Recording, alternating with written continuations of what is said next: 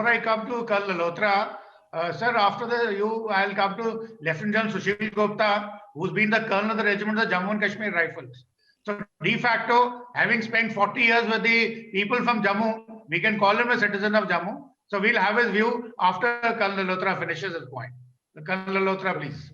So, my point is basically regarding the regional imbalance.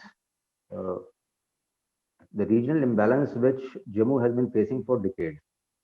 I'll try to compare this regional imbalance with the formation of Uttarakhand. I'm trying to just have a comparison. And this comparison, I am 100% sure, will awaken the people of Jammu that in case Uttarakhandi people, that is Kumaoni and Gadwalis, can carve out a separate state from the entire state of UP about 20 years back, what is stopping we Dogras to carve out the same Jammu state from J&K? I'll give you an example. There were 85 districts in UP and there were 8 hill districts in Uttarakhand. And Uttarakhand, that is Kumaoni and Gadwalis, they kept on fighting for good about 25-30 odd years for separate state because they knew that the entire revenue of UP was spent on the plain districts of UP, and hardly, you can say, just crumbs were being given to the hill districts. At the time, these people, they moved up in unison and they thought we don't want to do anything with the UP government as such, and we want to have a separate hill state. And believe me, sir, because my own in-laws are settled there in Terai, and I have seen the transformation which has taken place in Uttarakhand for the last 20 years.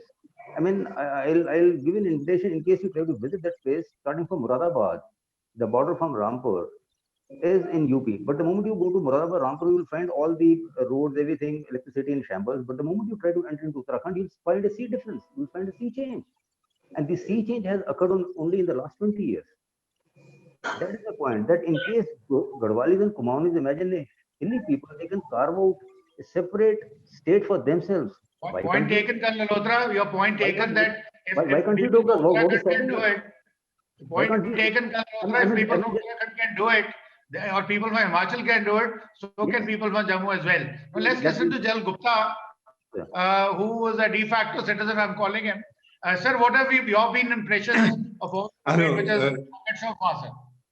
Good evening. Good evening to everyone. Firstly, I must thank all of you all for a wonderful exposition about J&K. In fact, the learned speakers before me have spoken so well about the history and the effect of discrimination on Jammu from Srinagar, from basically Kashmir.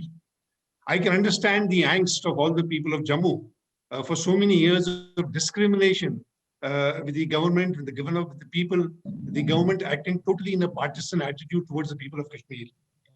However, having been a military man throughout my life, I think the question of separating Jammu from Kashmir is actually fraught with danger.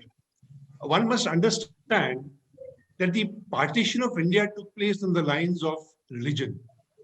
Now here what we are trying to say is partition against a state on the lines of religion. We may be opening up a Pandora's box. There are certain districts in the area of UP which are prominently Muslim areas. Tomorrow they will also come up and say that they will have a separate state based on the lines of religion. So I am afraid this may not cut too much of ice.